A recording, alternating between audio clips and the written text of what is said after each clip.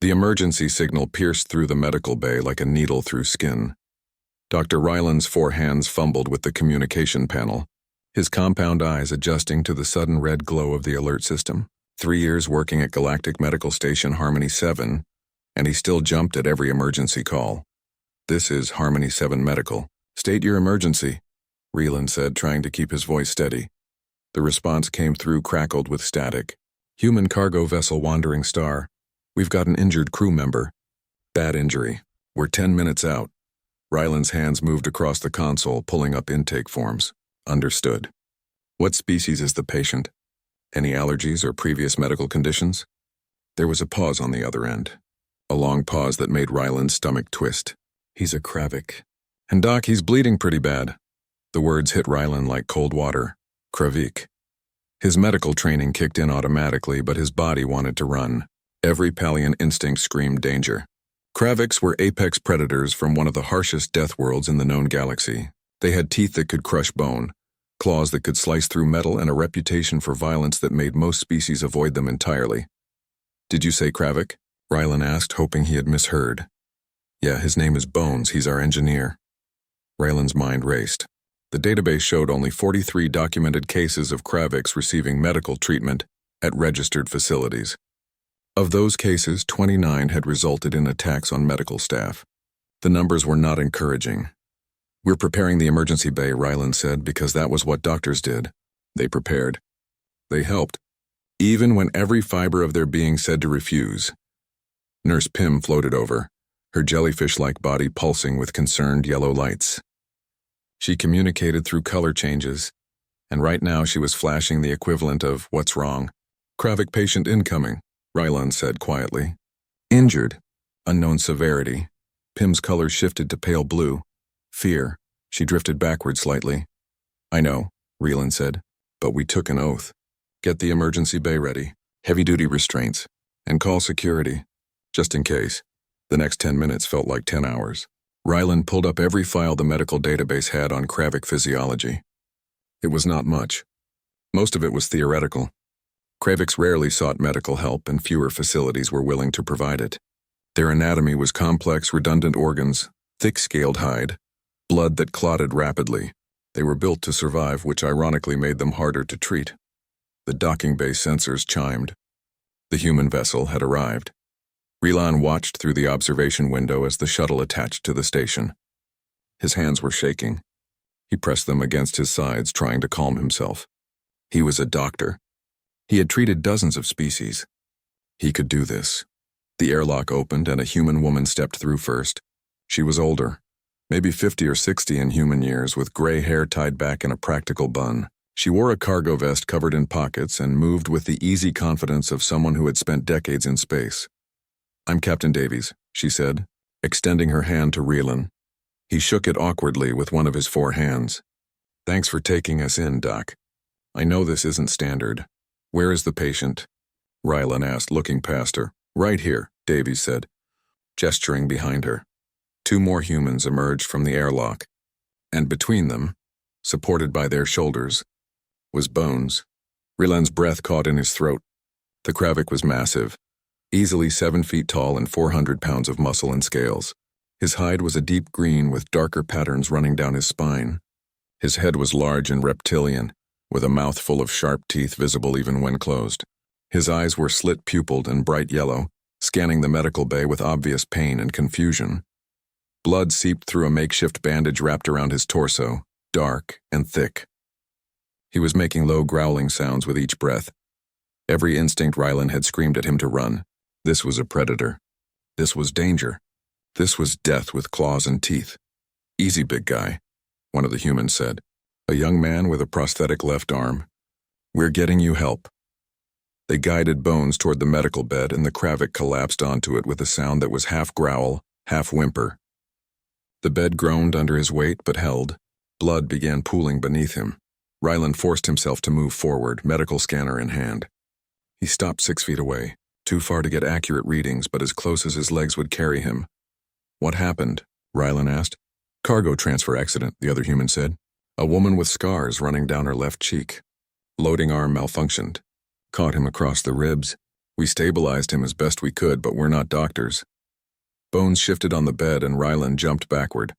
The Kravik's head turned toward him, those yellow eyes locking onto his. The growling intensified. I cannot treat him if he is aggressive, Ryland said, hating how his voice shook. Perhaps sedation would be better. For everyone's safety. Captain Davies stepped between Ryland and Bones. He's not aggressive, Doc. He's scared and in pain. Wouldn't you be? He is a predator, Ryland said, and immediately regretted it. The words sounded harsh, prejudiced. But they were also true, weren't they? Davies looked at him with an expression Ryland could not quite read. Not anger, exactly. More like disappointment. So are humans, technically. We've got forward-facing eyes and eat meat. Should I be in restraints too? Ryland did not know how to answer that. Bones made another sound, louder this time. His claws scraped against the medical bed, leaving deep gouges in the metal. Nurse Pym fled to the far corner of the room, flashing bright red alarm colors. See? Ryland said. He is dangerous. I cannot risk my staff. The young man with the prosthetic arm stepped forward. His name is Owen. Doc, he's not trying to hurt anyone. Look at him. Really look. Ryland did look. And what he saw confused him. Yes, Bones was big. Yes, he had claws and teeth. Yes, every biological marker said predator. But the way he was curled on his side, the way his breathing came in short, pained gasps, the way his eyes kept darting around the unfamiliar medical bay, that was not aggression. That was fear. How long has he been with your crew? Ryland asked. 8 years, Davies said. He's part of our family. Family. Humans used that word so easily. Ryland had read about it in the cultural database. Humans formed bonds across species lines in ways most of the galaxy found baffling. The wound needs immediate attention, Ryland said, checking his scanner readings from a distance. But I cannot work if he is combative. Davies walked right up to Bones. She did not hesitate, did not slow down, just moved into what Ryland would consider the kill range of a predator. She placed her hand on the side of Bones's head, right behind where his ear would be if Kravik's had external ears. The growling stopped instantly. Bones made a different sound now, something between a purr and a rumble. His eyes closed halfway and his body relaxed slightly despite the obvious pain. See? Davies said, scratching gently at a spot on Bones's head ridge. He's just a big baby when he's hurt. Ryland stared. The transformation was instant and complete. The terrifying predator had become something else entirely. Something that sought comfort from touch. Something that trusted. How did you do that? Ryland asked. Davies smiled. Same way you'd calm any scared patient, Doc. You show them you care. Bones's eyes opened again, looking at Ryland. The growling did not return. Instead, the Kravik made a soft questioning sound. Captain Davies kept her hand on Bones's head. This is the doctor, buddy. He's going to help you feel better. But you have to let him, okay? To Ryland's absolute shock, Bones's head moved slightly. A nod. The gesture was unmistakable. He understands you? Ryland asked. Of course he does, Owen said. He's not an animal, Doc. He's people. Another human concept that did not translate well. But looking at Bones now, at the way he watched them all with intelligent, aware eyes, at the way he responded to his captain's voice, Ryland began to understand. I will need to examine the wound, Ryland said slowly. I will need to touch him. He knows, Davies said. Right, Bones? Another small nod. The Kravik's eyes fixed on Ryland and something passed between them. A moment of understanding. I am scared. You are scared. But we both need to try. Ryland took one step forward. Then another. His hand still shook, but he kept moving. Medical training overrode biological fear. This was a patient. Patients needed help. When he reached the medical bed, Bones did not growl, did not snap, did not move except for the rise and fall of his labored breathing. Ryland placed his scanner against the scaled hide and began his examination. The scanner beeped 3 times and Ryland's hand stopped moving. He stared at the readout, then scanned again to make sure he was reading it correctly. The numbers had not changed. They were worse than he thought. The wound penetrated deep, Ryland said, keeping his voice professional even though his hearts were racing. The object punctured through the outer muscle layer and cracked at least 2 ribs. But worse, there is internal bleeding. One of your secondary organs is damaged. Bones made a low sound somewhere between a whine and a growl. His claws flexed against the medical bed, carving fresh marks into the metal. Easy, Captain Davies said, still scratching behind his head ridge. We knew it was bad. That's why we came here. Reelan moved around the bed, trying to get a complete picture of the damage. Every time he got close to Bones's head, the Kravik would flinch and bare his teeth. Not aggressive exactly, but defensive, scared. I need better imaging, Reelan said. But every time I approach his upper body, he reacts. I cannot get accurate readings. The woman with the scars stepped forward. I'm Nia, ship's pilot. Maybe I can help. She walked right up to Bones and placed her hand on his shoulder just above the injury site. Bones turned his head toward her and made a questioning chirp sound. Yeah, I know it hurts, Nia said softly. But you have to stay still for the doc, okay? No biting the nice doctor who's trying to help you. Bones huffed, a sound that might have been agreement or might have been protest, but he stopped flinching when Rylan approached with the imaging scanner. The detailed scans took 5 minutes and revealed what Rylan had feared. The internal damage was severe. Without surgery, Bones would be dead within 6 hours. With surgery, well, Rylan had never operated on a Kravik before. No one he knew had. I need to access the medical database for Kravik surgical procedures, Rylan said, moving to his workstation. Owen followed him. We have some information. We've been keeping records. He pulled out a datapad, worn and scratched from years of use. The screen showed medical notes, but they were not in standard format. They were handwritten observations, crude diagrams, notes about what worked and what did not. What is this? Rylan asked. Bones's medical file, Owen said. We started it after the first time he got hurt, and we did not know what to do. We've been writing down everything. What medicines work, how fast he heals, what foods help, what makes things worse. Rylan scrolled through the notes. They were detailed in their own way. When Bones ate too much calcium, his scales got brittle. When he was stressed, his blood pressure spiked dangerously. He was allergic to most standard antiseptics. He healed faster in warmer environments. This is not proper medical documentation, Rylan said, but he was already copying the data to his system. But it is more than I have in the official database. We do our best, Nia said from beside Bones. But we're cargo haulers, not doctors. Last time he got really hurt, we had to figure out stitches on our own. They held, but they were not pretty. Rylan looked back at Bones and noticed for the first time the scars. Lots of them, crisscrossing his hide in patterns that spoke of a hard life. Some were old and faded. Some were newer. Some had healed cleanly. Others had not. How often does he get injured? Rylan asked. Not often, Captain Davies said. He's careful. But accidents happen in space. Equipment fails. Ships break down. And when something needs fixing right now, Bones goes and fixes it, even if it's dangerous. Because he is the engineer, Rylan said. Because he cares about the crew, Davies corrected. Last year, our life support system crashed during a solar storm. Bones went into the reactor compartment, held a damaged power cell in place with his bare hands for 3 hours while Owen rerouted the backup systems. The radiation should have killed him. He just came out with some burns and asked if anyone wanted dinner. Rylan looked at Bones again with different eyes. The scars were not marks of violence. They were marks of sacrifice. I need to tell you something, Rylan said quietly. I have never performed surgery on a Kravik. The medical database has limited information. The risk is extremely high. What are his chances without surgery? Davies asked. 0, Rylan said honestly.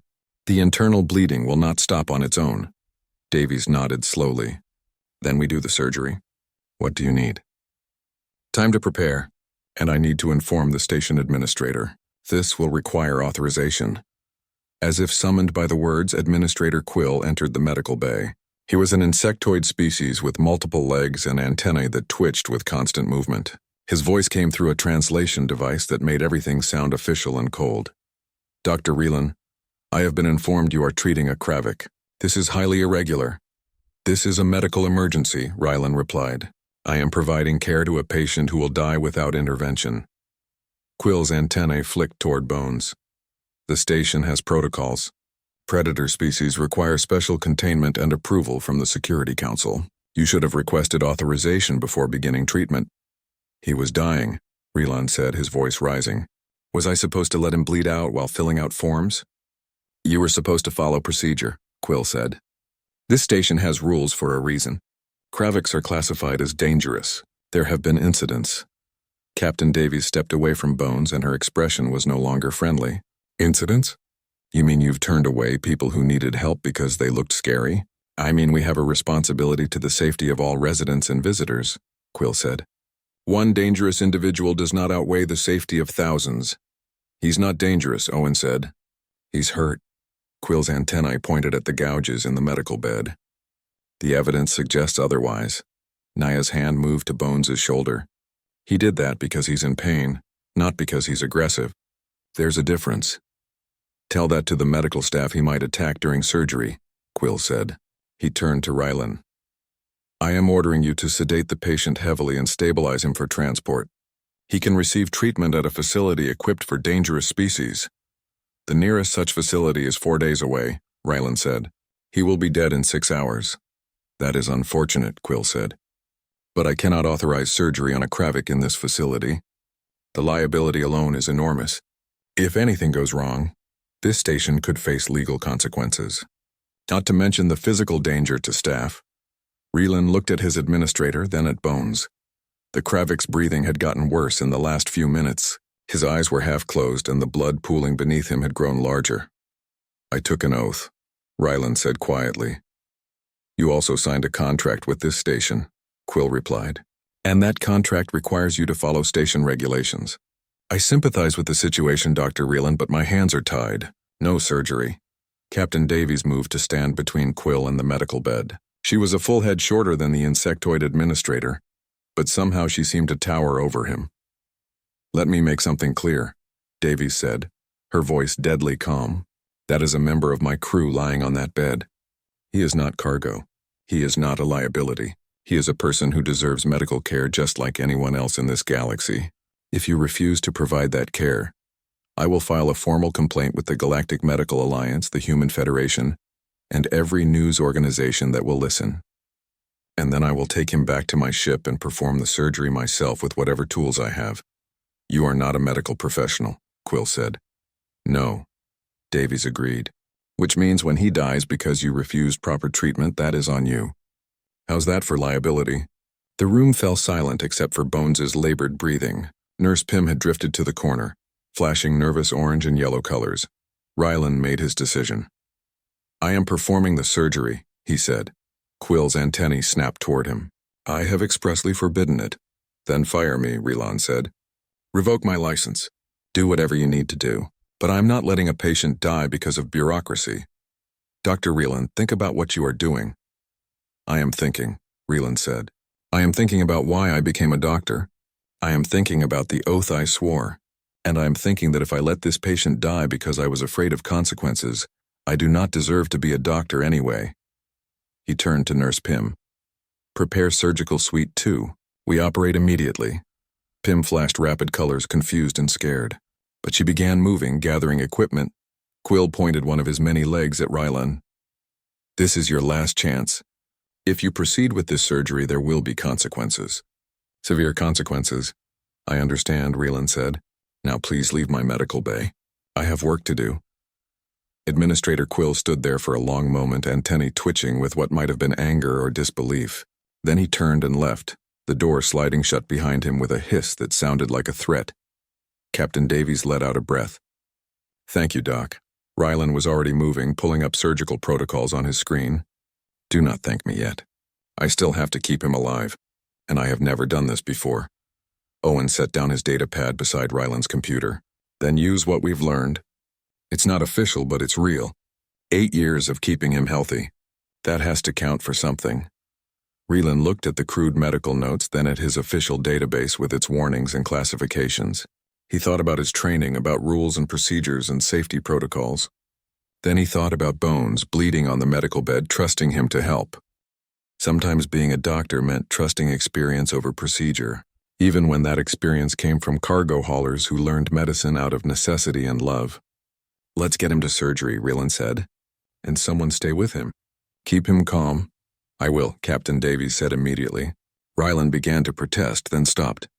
If anyone could keep Bones calm, it would be her. They began moving the medical bed toward the surgical suite. Bones's eyes opened slightly, fixing on Rylan with an expression that was too intelligent, too aware.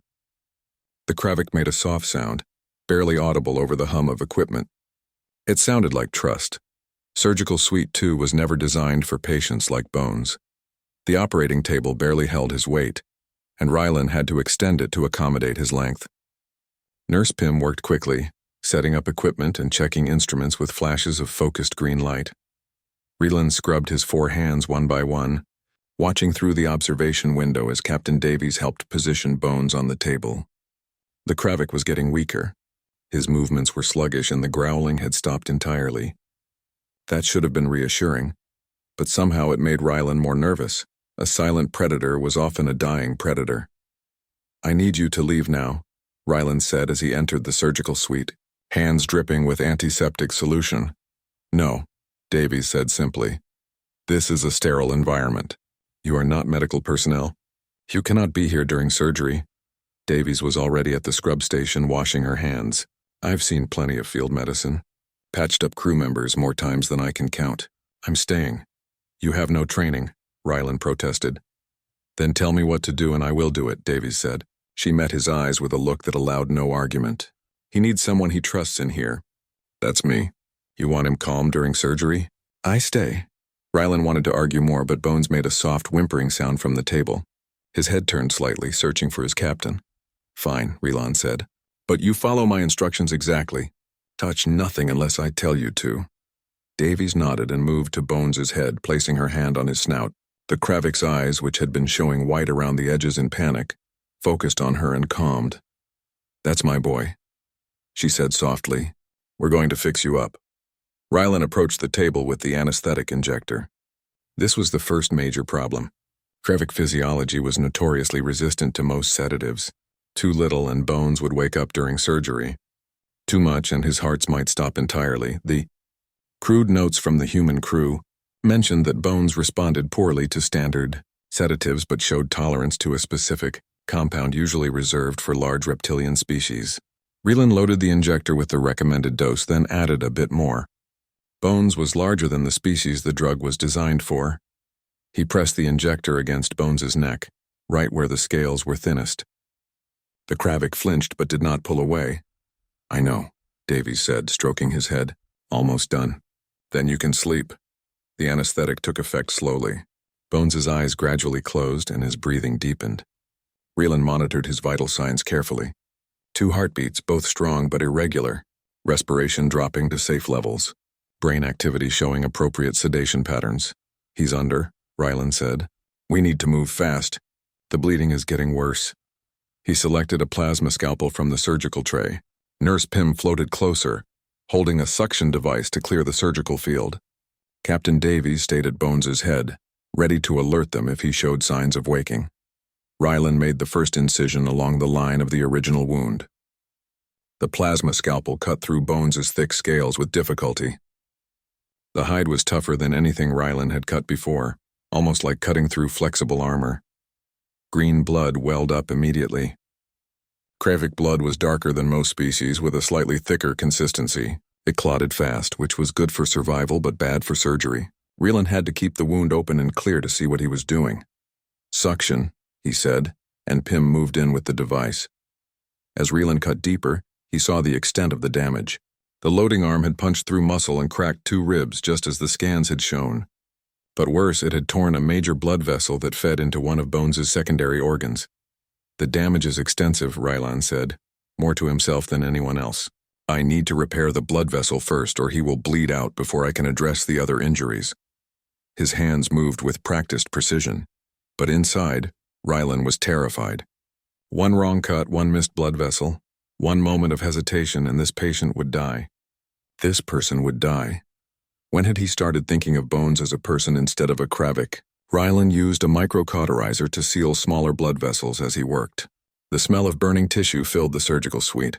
Nurse Pym's colors flickered between focused green and nervous yellow, but she kept working. "How is he?" Ryland asked Davies without looking up from the surgical field. "Stable," she said, watching the monitor. "Heartbeats are strong." Ryland reached the torn blood vessel and assessed the damage. It was worse than he had hoped. The vessel had not just been punctured but partially severed. He would need to reconstruct it, essentially building a new section of blood vessel to bridge the gap. His hands were shaking again. He stopped and took a deep breath. "Problem?" Davies asked quietly. "This repair is delicate. If I make a mistake, he dies." "Then don't make a mistake," she said, as if it were that simple. Maybe to humans it was. Rylan had noticed that humans seemed to have a peculiar ability to face impossible situations with frustrating calm. It was either bravery or insanity, perhaps both. He selected the microsuture tool and began the painstaking work of reconnecting the blood vessel. Each stitch had to be perfect. Too loose and the vessel would leak. Too tight and it would restrict blood flow. Sweat beaded on Rylan's forehead. He had two of his hands working the suture while the other two held the tissue in place. Nurse Pym kept the field clear and provided additional tools as needed. Time seemed to slow down. Each stitch took an eternity. The surgical suite was silent except for the beeping of monitors and the soft hum of medical equipment. "Talk to me," Rylan said suddenly. "Tell me something, anything.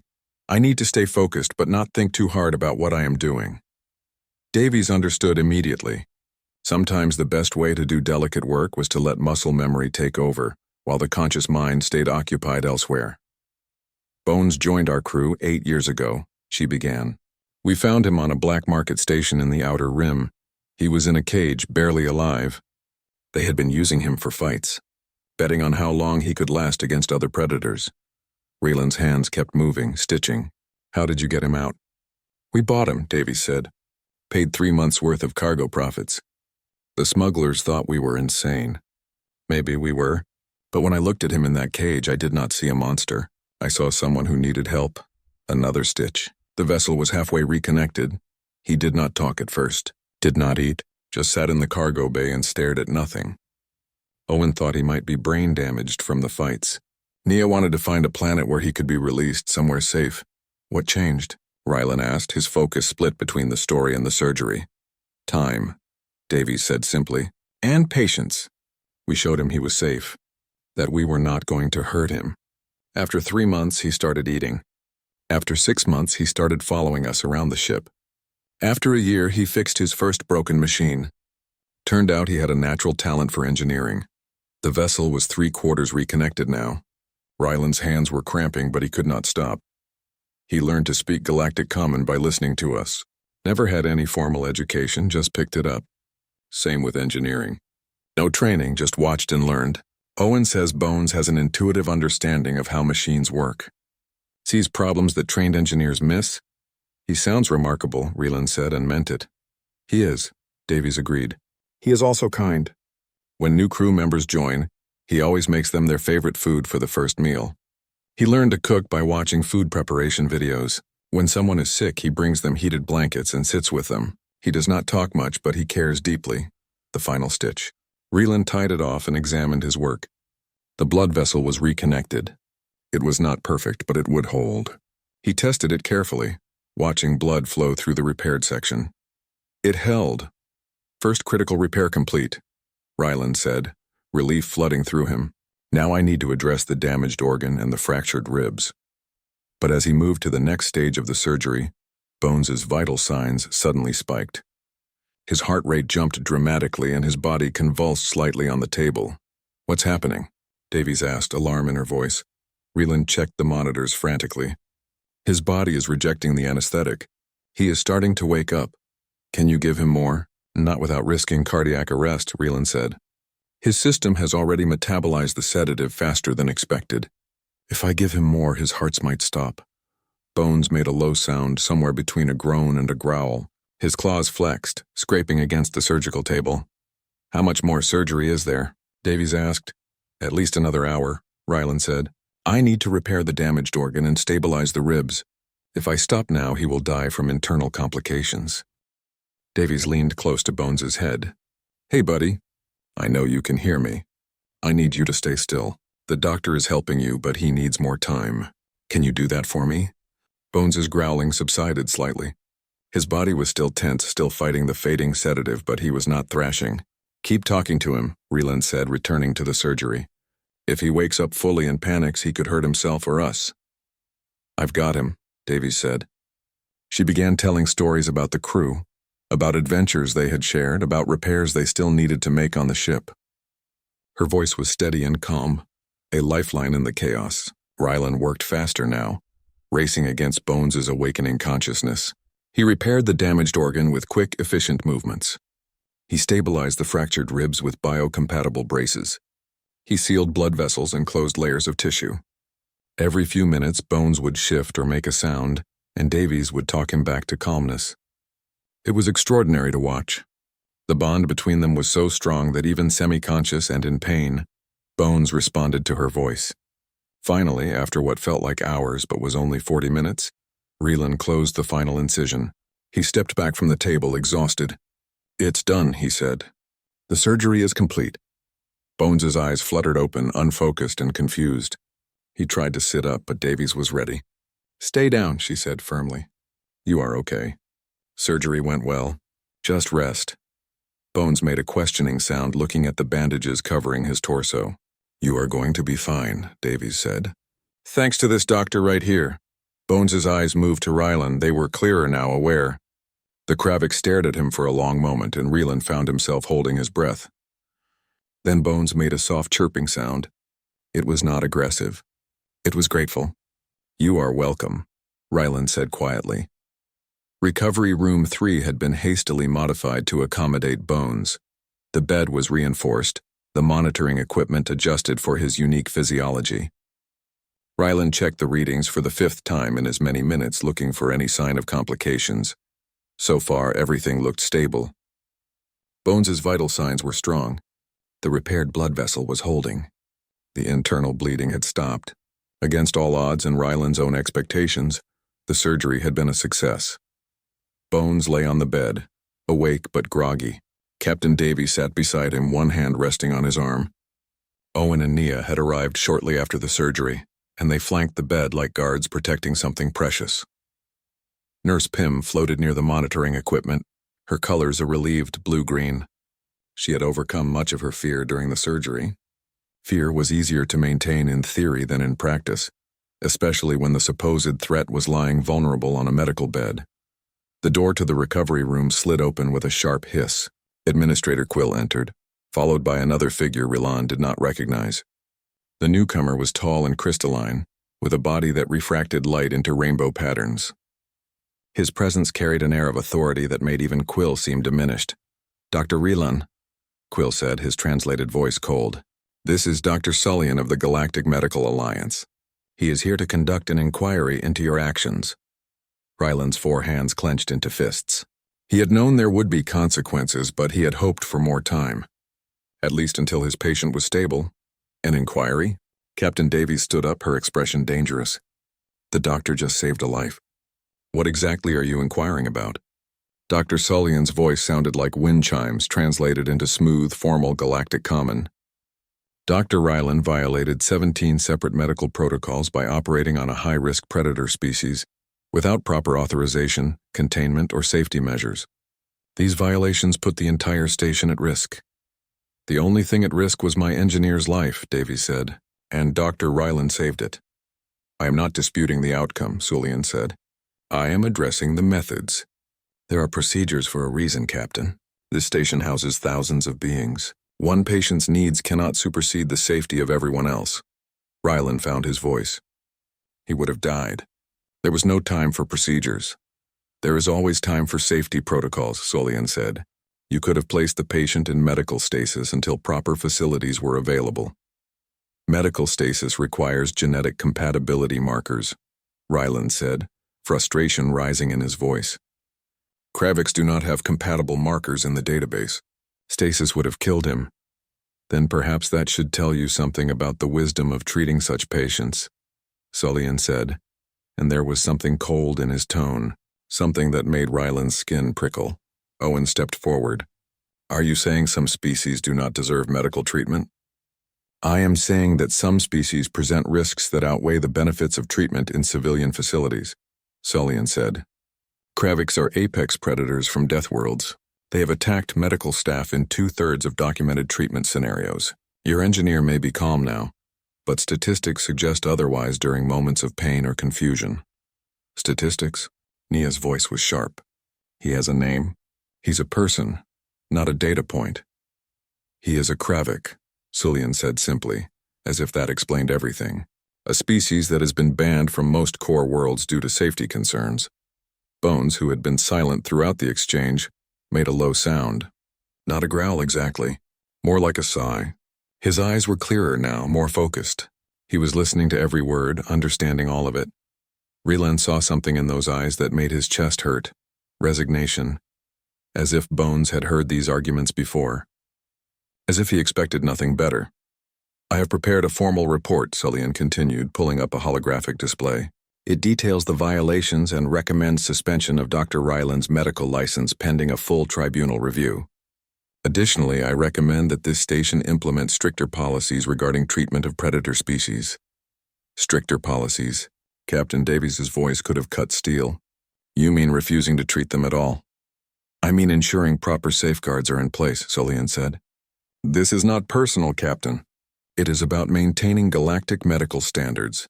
Standards that exclude people based on what they are rather than who they are, Davies said. Sounds pretty personal to me. Quill's antennae twitched nervously. The Galactic Medical Alliance has the authority to set these standards. Dr. Ryland knew the risks when he proceeded. Ryland looked at his administrator, then at Sullivan, then at Bones lying on the medical bed. The Kravik's eyes met his and Ryland saw intelligence there. Awareness, understanding. I would do it again, Ryland said quietly. The room fell silent. Sullivan's crystalline form seemed to sharpen, edges becoming more pronounced. Excuse me? Sullivan said. I said I would do it again, Ryland repeated, louder now. If another Kravik came to my medical bay injured and dying, I would treat them. Same with any species you deem too dangerous or too difficult or too whatever label you want to apply. I am a doctor. I took an oath to heal. That oath does not include an asterisk listing exceptions. Sullivan's expression was hard to read, but his tone was clear. Disapproval. Then you are admitting you would violate protocols again. That makes my recommendation much easier to justify. Go ahead, Ryland said. Suspend me.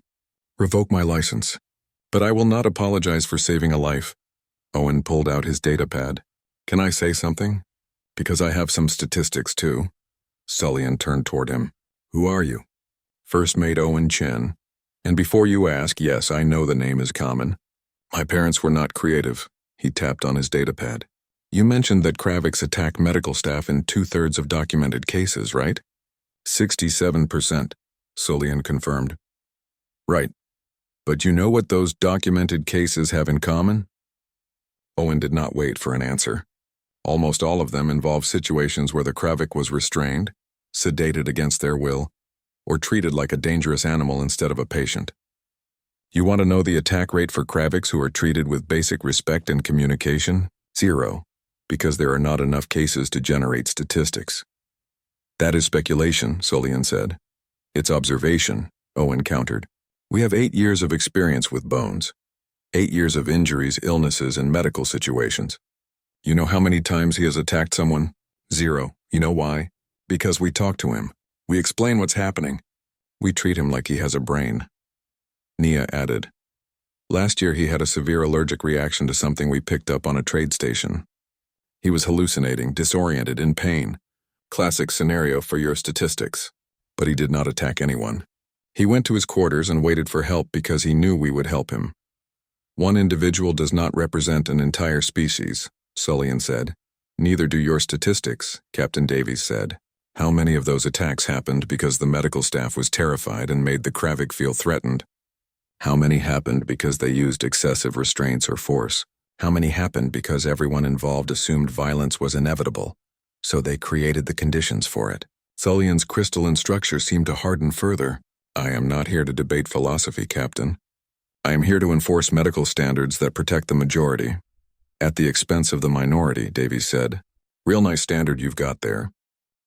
Bones made another sound and everyone looked at him. He had been silent for so long that they had almost forgotten he could speak. His voice was rough, guttural, colored by a vocal structure not designed for galactic common. But the words were clear enough. Not worth it, Bones said. Fighting. Not worth it. What do you mean? Ryland asked. Bones shifted slightly on the bed, wincing with pain. They win. Always win. Make rules. We follow or we die, is how it is. The resignation in his voice was heartbreaking. This was not anger or defiance. It was exhausted acceptance. How many times had Bones faced this kind of discrimination?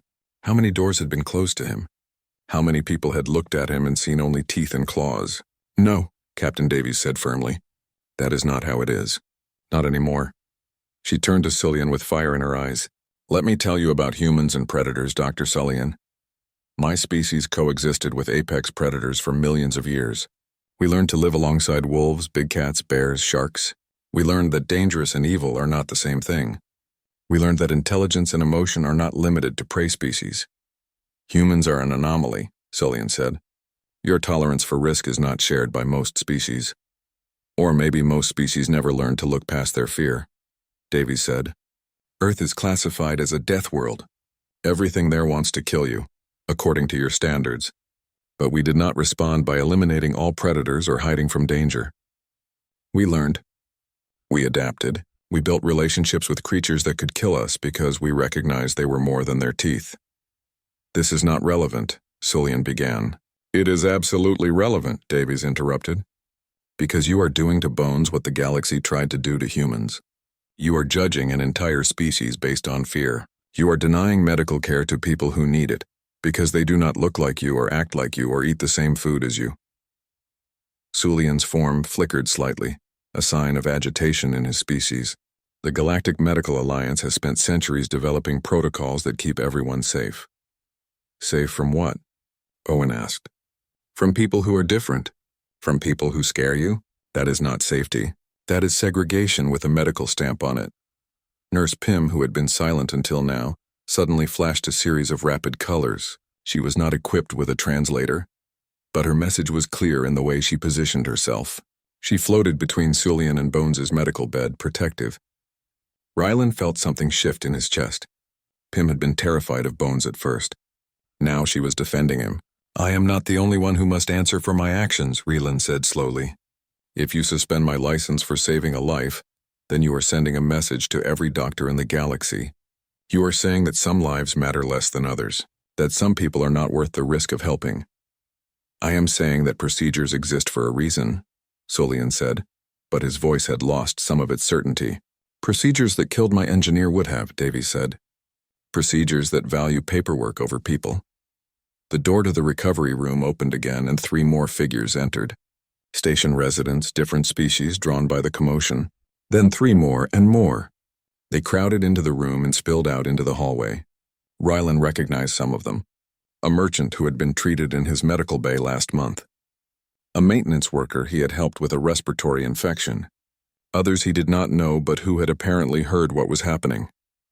One of them, a floating species similar to Pym, moved forward and began flashing colors rapidly. Another resident, a mammalian species, spoke up. Dr. Rylan saved my daughter's life last year. He is a good doctor. He treated me when I had no credits to pay, another said. Never asked for anything in return. More voices joined in, a chorus of support that filled the recovery room with sound. They spoke of treatment received, of kindness shown, of lives saved. Cillian looked around, his crystalline form reflecting the faces of dozens of beings all defending the doctor he had come to discipline.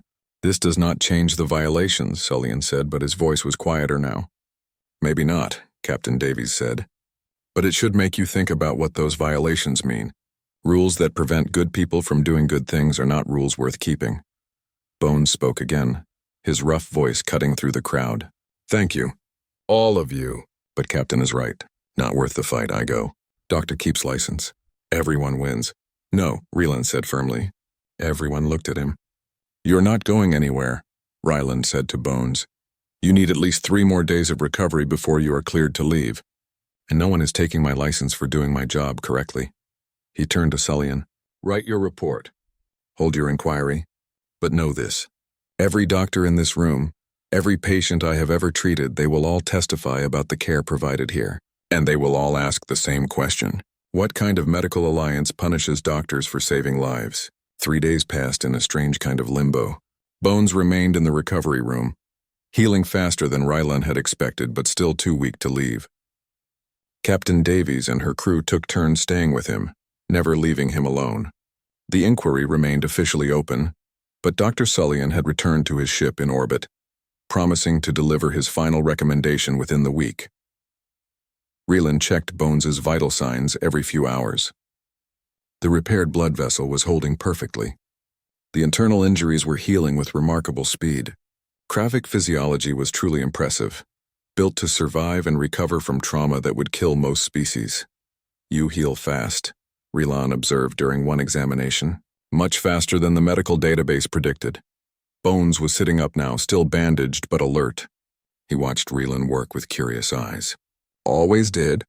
Captain says I am stubborn. Too stubborn to stay hurt. It is more than stubbornness, Rilan said, making notes on his datapad. Your cellular regeneration rate is extraordinary. Your body is rebuilding damaged tissue at 3 times the expected rate. Is good? Bones asked. Very good, Rilan confirmed. Though I still want you to take it easy. No heavy lifting, no strenuous activity. Your ribs are still healing. Bones made a sound that might have been agreement or protest. Ship needs repairs. Cargo needs loading. The ship can wait, Captain Davies said from the doorway.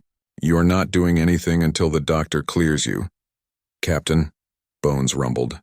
Losing money. Sitting here. We have money, Davies said. We do not have another you, so you rest. The way they interacted fascinated Rylan. There was clear hierarchy, captain and crew, but also something deeper. Affection. Family, as humans would say. Davies gave orders not because she outranked Bones, but because she cared about him. Nurse Pym floated into the room carrying what looked like a tray of food. She had taken over most of Bones's care, having completely overcome her initial fear. She set the tray on the bedside table and flashed encouraging green colors. Bones looked at the food and made a happy rumbling sound. Thank you, Pym. Pym bobbed in what might have been pleasure and floated away to check on other patients. She likes you, Rylan observed. Everyone likes Bones once they get to know him, Davies said. He is hard not to like. Owen entered the recovery room with his datapad. Captain, we have a problem. What kind of problem? The news kind, Owen said, pulling up a holographic display. The story about Bones got out. It is all over the galactic net. Human crew brings dangerous predator to medical station. Doctor defies orders to perform surgery. The Galactic Medical Alliance is facing questions about their treatment protocols for predator species. Davies swore under her breath. How bad is it? Depends on your perspective, Owen said, scrolling through articles. Some outlets are calling Rylan a hero. Others are saying he was reckless. But the big thing is that people are talking about it. About medical discrimination. About species bias. Nia entered behind him. There are protests on 3 different stations. Species rights groups demanding equal access to medical care. It is getting political. Great, Davies said. Just what we needed. Bones shifted uncomfortably on his bed. My fault. I caused problems. You did not cause anything, Rylan said firmly. You got injured. You sought medical help. That is what any intelligent being would do. The problem is a system that made that controversial. The door opened again and Administrator Quill entered. His antennae were twitching rapidly, a sign of extreme stress. Dr. Rylan, Captain Davies, we have a situation. Another one? Davies asked.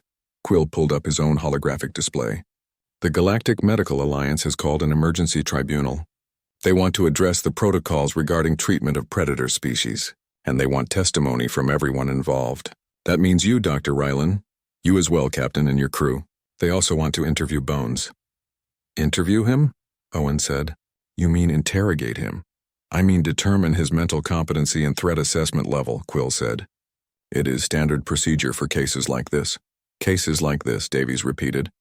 You mean cases where someone dares to treat a Kravik like a person? Quill's antennae drooped. I am merely relaying the information, Captain. The tribunal will convene in 2 days. Attendance is mandatory. I am still recovering, Bones said quietly. The tribunal is aware, Quill said. They will accommodate your medical needs. But your presence is required. After Quill left, the recovery room fell into uncomfortable silence. Bones stared at his claws, flexing them slowly. His expression was difficult to read, but Rylan was learning to interpret the subtle signs. The tension in his shoulders. The way his tail curled close to his body. He was afraid. We will be there with you, Captain Davies said. Every step of the way. What if they decide I am dangerous? Bones asked. What if they say I cannot travel on ships anymore? What if they take me away? They won't, Davies said, but her voice was not as confident as usual. Rylan had been thinking about this constantly for 3 days. The tribunal could go many ways. They could clear him and change nothing. They could suspend him and reinforce existing protocols. Or they could do something unprecedented and actually change the system. We need to prepare, Reland said. The tribunal will ask difficult questions. They will try to prove that Bones is dangerous, that the protocols exist for good reason. We need to show them otherwise. How? Nia asked. Ryland pulled up his own datapad. With evidence. Real evidence, not just fear and statistics. We show them 8 years of Bones working peacefully alongside humans. We show them his medical history, how he has been injured multiple times and never once became violent with medical staff. We show them his work as an engineer, his contributions to the ship and crew. We show them who he is, Owen said. Not what he is. Exactly, Reland agreed. The next 2 days were spent preparing. Captain Davies pulled records from the Wandering Star, 8 years of logs showing Bones's work and interactions. Owen compiled testimonials from stations they had visited, merchants and workers who had met Bones and found him helpful and gentle. Nia gathered communication records showing how Bones interacted with other species peacefully. Ryland added his own medical documentation, detailed notes on the surgery, the recovery process, and his observations of Bones's temperament and intelligence. He also reached out to other doctors on the station, asking if they would testify about the changing atmosphere in the medical bay, how Nurse Pym had overcome her fear, how other staff members had begun to question their own biases. Bones mostly watched these preparations in silence. He was healing quickly, already moving around the recovery room with minimal pain, but emotionally he seemed withdrawn, bracing himself for judgment. On the evening before the tribunal, Ryland found Bones sitting alone in the recovery room, staring out the viewport at the stars. Can I join you? Ryland asked. Bones nodded without looking away from the window. Ryland sat down, or rather arranged his body in the closest approximation to sitting that his species managed. For a while they just watched the stars together. I have been thinking, Bones said finally, about what happens if Tribunal says no. If they say I am too dangerous? We will fight that decision, Ryland said. But what if you lose? Bones looked at him with those sharp yellow eyes. What if they are right? What if I am dangerous and just do not know it yet? Do you want to hurt people? Ryland asked. No. Have you ever wanted to hurt someone who did not threaten you or your crew? No. Then you are not dangerous, Ryland said simply. You are capable of violence, yes, but so am I. So is every species in this galaxy. Capability is not the same as intent. Bones was quiet for a moment. The place I came from before the humans found me. They made me fight, other Kraviks, other species. They hurt me until I was angry enough to fight back. They wanted me to be a monster. But you are not, Ryland said. I could have been, Bones said softly. If Captain had not found me. If Owen and Nia had not been patient. If they had treated me like the monster everyone expected. I think I would have become that. Because it is easier to be what people fear than to prove them wrong. Ryland felt his chest tighten. He thought about his own fear when Bones first arrived. How he had seen teeth and claws before seeing a person. How he had almost let that fear override his duty as a doctor. I am sorry, Ryland said.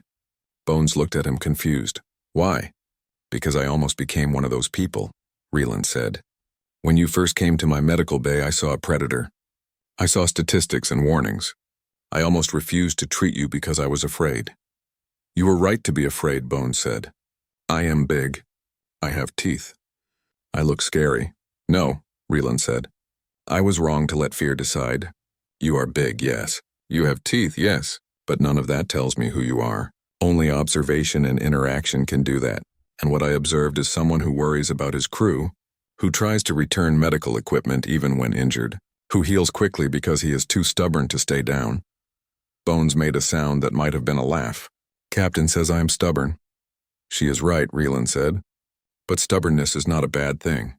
Not when it keeps you alive. Not when it keeps you trying to be better. They sat in silence for a while longer, watching ships come and go from the station, tiny points of light against the vast darkness of space.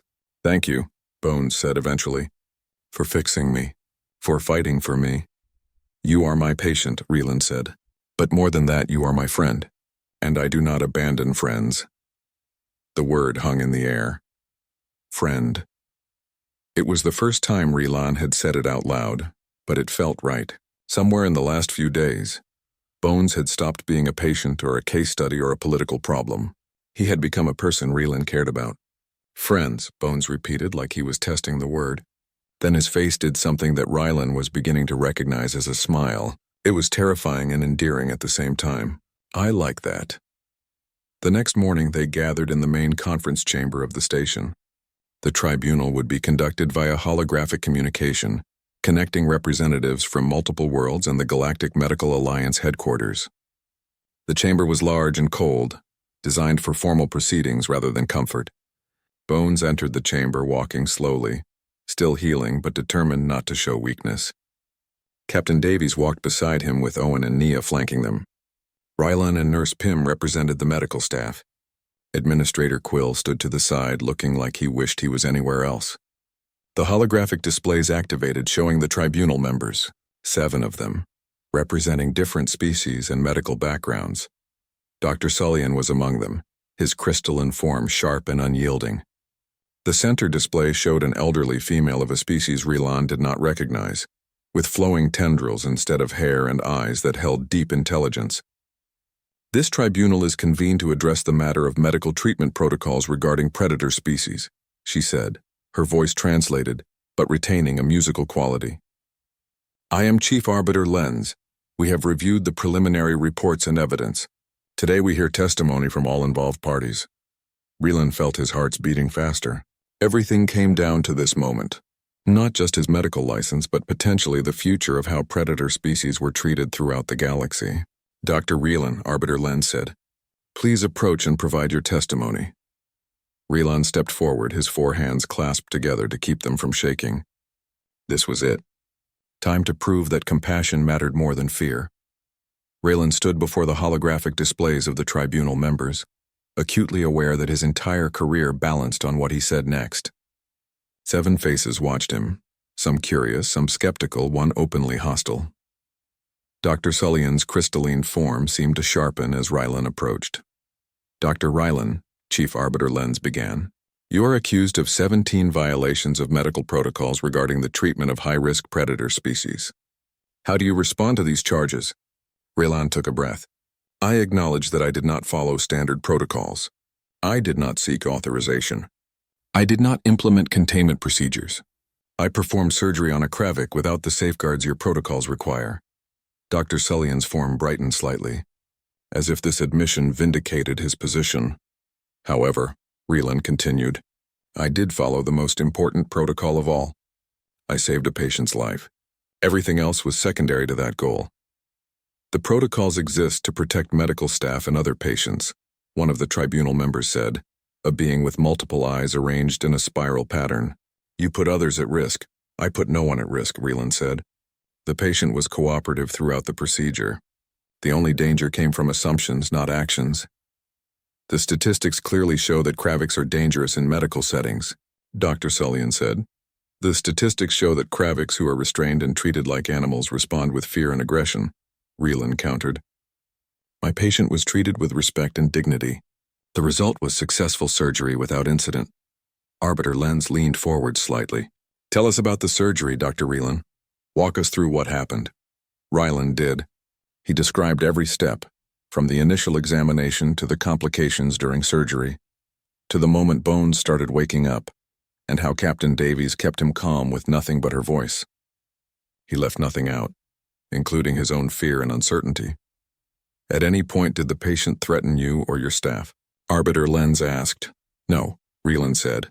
He was scared and in pain, but never aggressive toward us. Fear and pain are documented triggers for predator violence, Dr. Sullian said. They are also documented triggers for seeking help, Rylan replied, which is exactly what Bones did.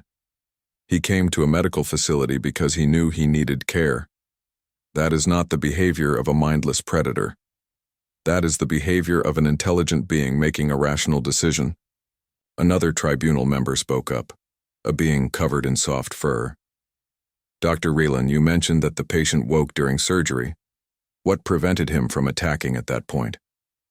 Trust, Rylan said simply. He trusted his captain. She trusted me. That trust extended to the patient, creating a chain of safety more effective than any restraint. Trust is not a medical protocol, Dr. Sullian said. Perhaps it should be, Rylan said. Perhaps if we treated predator species with the same respect we offer others, we would find that they respond with cooperation rather than violence. Arbiter Lens made a note on her display. We will hear from Captain Davies next. Captain, please approach. Davies stepped forward with the confidence of someone who had faced down pirates and survived. She was not intimidated by holograms and formal proceedings. Captain Davies, Arbiter Lens said, you have traveled with a Kravik for 8 years. Tell us about that experience. Davies launched into stories about Bones, his work as an engineer, his careful attention to crew welfare, his gentle personality despite his fearsome appearance. She spoke with passion and conviction, painting a picture of someone who was part of a family, not a dangerous animal barely controlled. He sounds like an exceptional individual, one tribunal member said. He is exceptional, Davies agreed. But not because he is unique among Kraviks. He is exceptional because someone gave him a chance to be more than what everyone expected. How many other Bones are out there, denied opportunities because they look scary? How many died because medical facilities refused to treat them? Doctor, Sullivan spoke up. Captain, you are human. Your species has an unusual tolerance for risk. What you consider safe, most species would consider suicidal. You are right, Davies said. Humans do have a different relationship with danger. You want to know why? Because we learned that fear is not the same as wisdom. Earth is full of predators. We could have hidden from them, built walls, eliminated them. Instead, we learned to coexist. We domesticated wolves into dogs. We studied sharks and discovered they were not mindless killers. We learned that intelligence and emotion exist across all types of species, not just the ones that eat plants.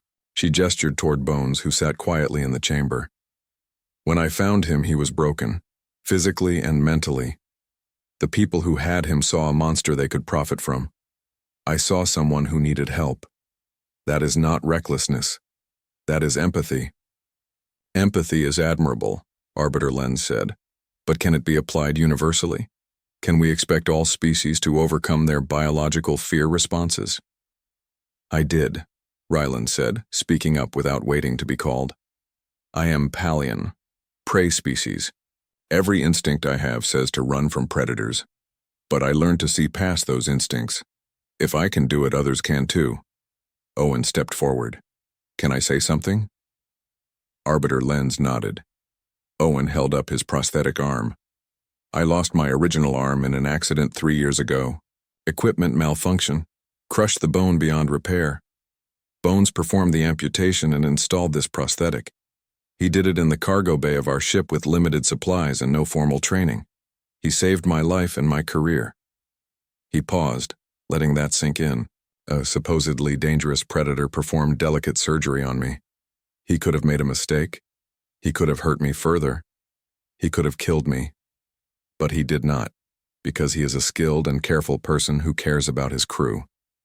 How is that any different from what Dr. Ryland did? They both saw patients who needed help and provided care. Nia stepped forward as well. I will add my testimony. Bones has saved every member of our crew at least once. He pulled me from a burning engine room when everyone thought I was dead. He talked Captain Davies through a medical emergency when I was unconscious. He taught Owen how to do maintenance on his prosthetic. He is not just our engineer. He is our friend and family. The tribunal members conferred quietly among themselves, their holographic forms flickering. Finally, Arbiter Lens spoke. We will hear from Bones himself. Please approach. Bones stood slowly, and Ryland could see the tension in his movements. The Kravik walked to the center of the chamber, his claws clicking on the metal floor. He looked, enormous in the enclosed space, his scaled hide reflecting the harsh lights. Bones, Arbiter Lens said gently. Do you understand why this tribunal was convened? Yes, Bones said, his rough voice filling the chamber. They want to decide if I am dangerous, if people like me should get medical care. That is part of it, Arbiter Lens agreed. What would you like to tell us? Bones was quiet for a moment, gathering his thoughts. When he spoke, his words were careful and deliberate. I know I look scary. Big teeth, sharp claws. I know most species run when they see me. I understand. Before my crew found me, I only knew pain and fighting. People hurt me, made me fight, treated me like a monster. I started to believe I was a monster. He looked at Captain Davies. Then humans found me. They did not run. They did not hurt me. They fed me. Gave me a place to sleep. They were patient when I did not understand things. They taught me I could be more than what others said I was. He turned back to the tribunal. I am not asking you to change rules because of me. I am asking you to think about other Kraviks, other predator species who need help. When we are hurt and scared, we come to medical places because we trust you to help us. If you turn us away because we look dangerous, where do we go? What do we do? His voice cracked slightly. Do we just die because we were born with teeth? The chamber fell silent. Even Dr. Sullian's crystalline form seemed dimmer, less sharp. Nurse Pym floated forward, flashing rapid colors. Administrator Quill stepped up to translate. Nurse Pym wishes to add her testimony. She states that she was terrified of Bones when he first arrived. Her species evolved as prey and every instinct said to flee. But during the surgery and recovery, she learned that instinct is not the same as truth. Bones is gentle with medical equipment, patient with examinations, and grateful for care. She has learned more about compassion from treating him than from all her formal training. More station residents began to file into the chamber. The merchant who testified before, the maintenance worker, others who had encountered Bones during his recovery period. One by one, they spoke about their interactions, their initial fear, their eventual understanding. The tribunal members watched all of this with varying expressions. Some seemed moved, others remained skeptical. Dr. Sullian stayed rigid, but even he appeared less certain than before. Finally, Arbiter Lenz called for order. We have heard extensive testimony. Before we deliberate, I have one final question for Dr. Rylan. If you could change one thing about current medical protocols, what would it be? Rylan did not hesitate. I would remove the classification system that labels species as dangerous or safe based on their evolutionary history. Every individual should be assessed on their own behavior, not on statistics about their species. We would not accept such prejudice based on homeworld or appearance. Why do we accept it based on diet and biology? Because biology matters, Dr. Sullian said. A Kravik has natural weapons that can kill. That is objective fact. So do I, Rylan said, holding up his 4 hands. I have hands that could perform surgery incorrectly and kill a patient. I have access to medications that could be lethal if misused. Every medical professional has the capacity to cause harm. We are trusted because of our training and intent, not because we lack dangerous capabilities. He gestured toward Bones. This Kravik has claws and teeth. He also has intelligence, emotion, and morality. He chooses not to harm others. That choice is what matters. Arbiter Lenz nodded slowly. The tribunal will deliberate. Please wait outside the chamber. The next hour was agony. They gathered in an adjacent waiting room, too nervous to sit, too tired to pace. Bones sat in a corner, curled in on himself. Captain Davies stayed close to him, one hand on his arm. Whatever happens, she said quietly, we will deal with it together. Owen checked his datapad constantly, refreshing news feeds. The story had grown larger. Protests were happening on 6 stations now. Species rights groups were demanding reform. The Galactic Medical Alliance was facing pressure from multiple governments. This is bigger than us now, Naya said. Whatever they decide, it will set precedent. Finally, they were called back into the chamber. The tribunal members had returned, their holographic forms arranged in a semicircle. Arbiter Lenz looked tired but resolute. This tribunal has reached a decision, she said. Dr. Rylan, you violated protocols that exist for legitimate safety reasons. However, those protocols are not infallible. They were created in response to incidents and fear, not comprehensive understanding. She paused, looking at each person in the chamber. After reviewing all testimony and evidence, we have determined that current protocols regarding predator species are inadequate and discriminatory. They prioritize fear over assessment. They Deny medical care based on species rather than individual behavior. Dr. Sullian's form flickered. Chief Arbiter, I must protest. Your protest is noted, Arbiter Lin said. However, the majority decision stands. Dr. Rylan is cleared of all charges.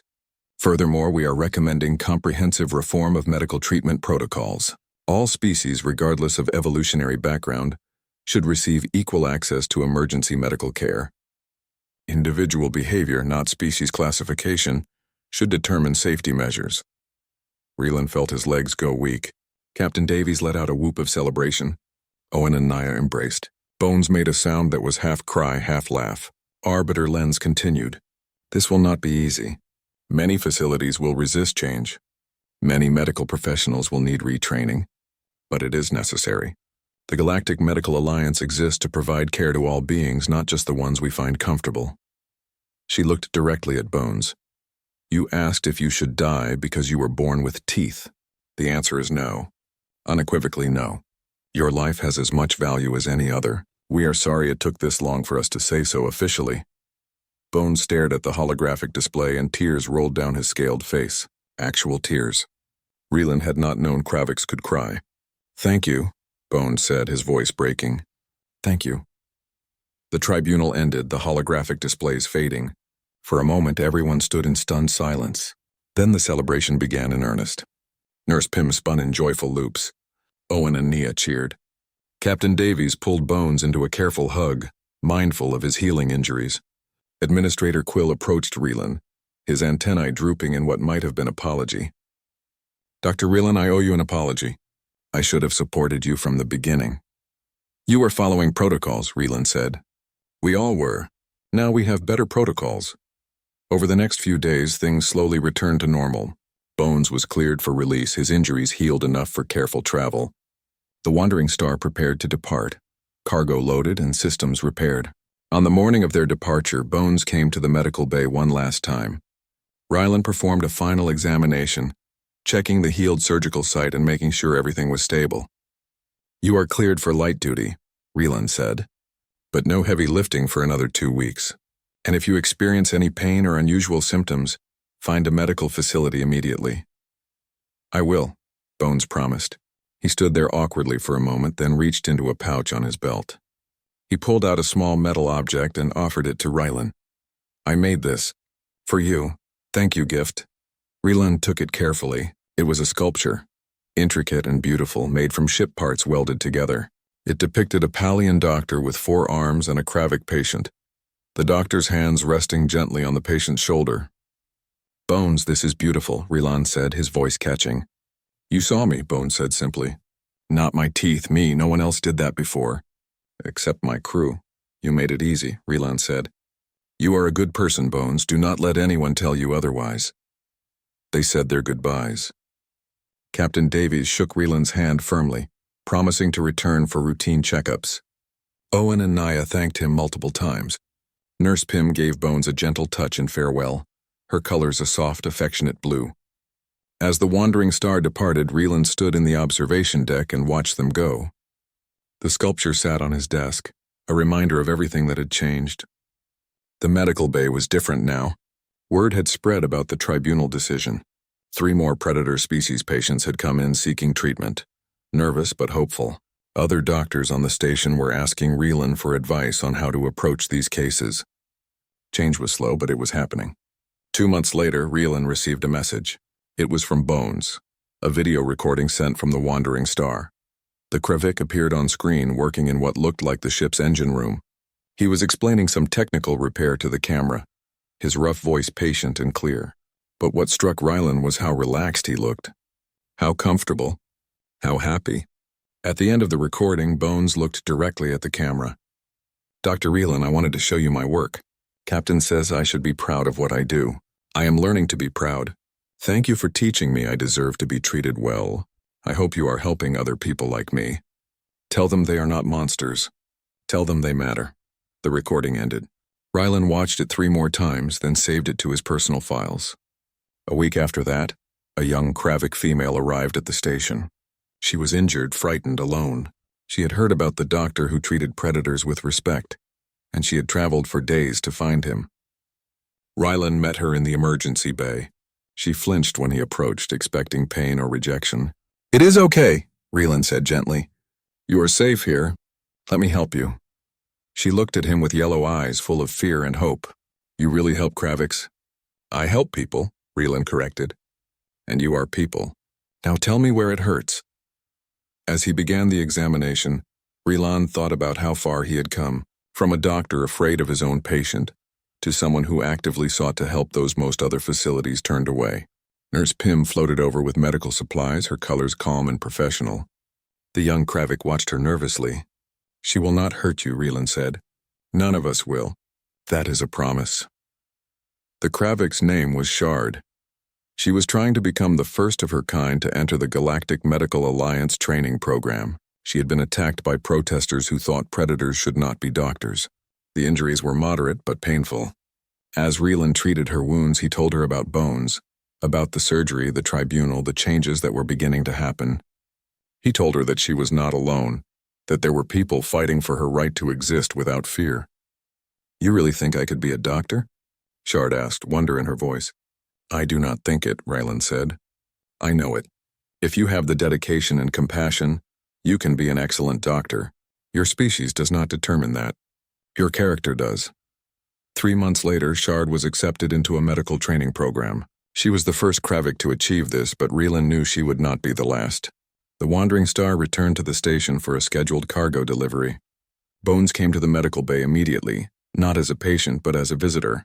He brought gifts, homemade food from recipes he had perfected during their travels. "How are you feeling?"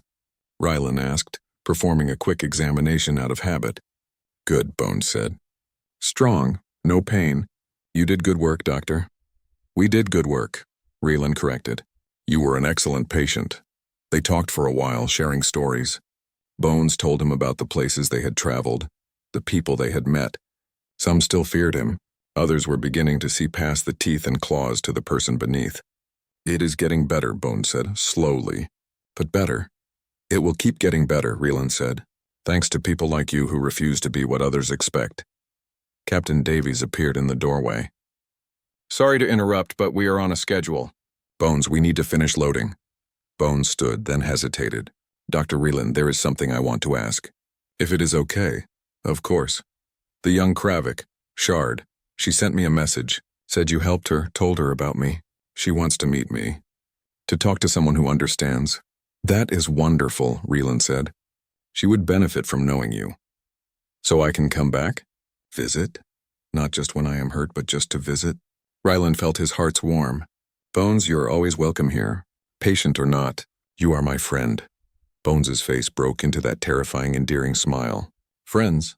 Yes." After they left, Rylan sat at his desk and looked at the sculpture Bones had made for him. Beside it now sat a framed copy of the tribunal's decision, recommending reform of medical protocols, and a photo taken just that day, showing Rylan, Bones, and Shard together. 3 people, 3 species with vastly different evolutionary backgrounds. A prey species, an apex predator, and a young predator learning to hope. The galaxy was changing, slowly, gradually, but undeniably, and it had started here, in a medical bay where a doctor looked past his fear and saw a patient who needed help, where a human captain looked at a broken predator and saw someone worth saving, where a Kravik proved that teeth and claws did not determine worth or character. Nurse Pym floated over, flashing a questioning yellow. Another patient was arriving, another species that usually faced discrimination. "Tell them I will be right there," Rylan said, standing up. "And Pym, make sure they know they are welcome. Everyone is welcome here." Pym flashed bright, happy colors and floated away to greet the new arrival. Rylan looked one more time at the sculpture on his desk, at the image of a doctor and patient working together, seeing each other as equals. He smiled. After all, if a big, scary predator could be just a big baby when hurt, then anyone could be anything. The galaxy was learning that lesson one patient at a time, and Rylan would keep teaching it, one surgery at a time, because that was what doctors did. They healed. They helped. They saw past fear to find the person underneath, and sometimes, if they were very lucky, they made friends along the way.